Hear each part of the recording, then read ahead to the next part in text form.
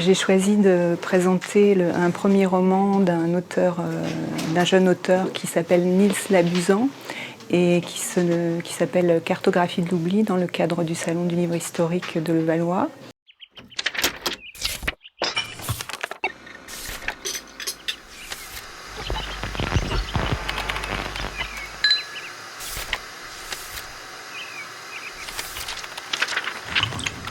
Alors ce livre m'a séduit pour sa double narration, pour le fait qu'il nous transporte en actuelle Namibie, c'est-à-dire dans le sud-ouest africain de l'époque, l'époque qui est située aux alentours de 1889, où les Allemands, un petit groupe d'Allemands avec généraux et un petit groupe de soldats s'installent pour coloniser cette partie de l'Afrique. Et ce qui est à l'origine un camp de peuplement avec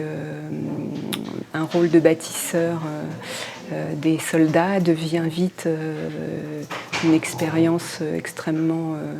plus que déroutante, puisque divers généraux décident d'une solution d'extermination. L'expérience de la colonisation finalement tourne vite court, puisqu'il s'avère que c'est surtout maintenant le théâtre d'anticipation des événements qui vont se dérouler entre 1939 et 1945 avec la Shoah. Parallèlement, nous suivons un jeune Namibien en 2004 à une commémoration justement enfin reconnue de cette période. Et lui, c'est toute une quête d'identité qui s'éclaire, à savoir c'est la reconnaissance donc de ce peuple qui a tant souffert, et ensuite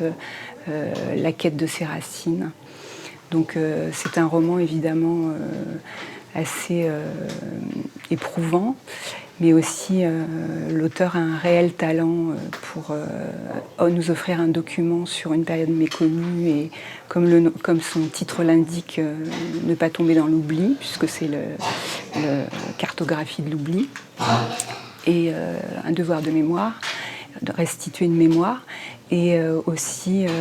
je pense qu'il aura vraisemblablement une carrière intéressante, parce qu'il a fait un réel travail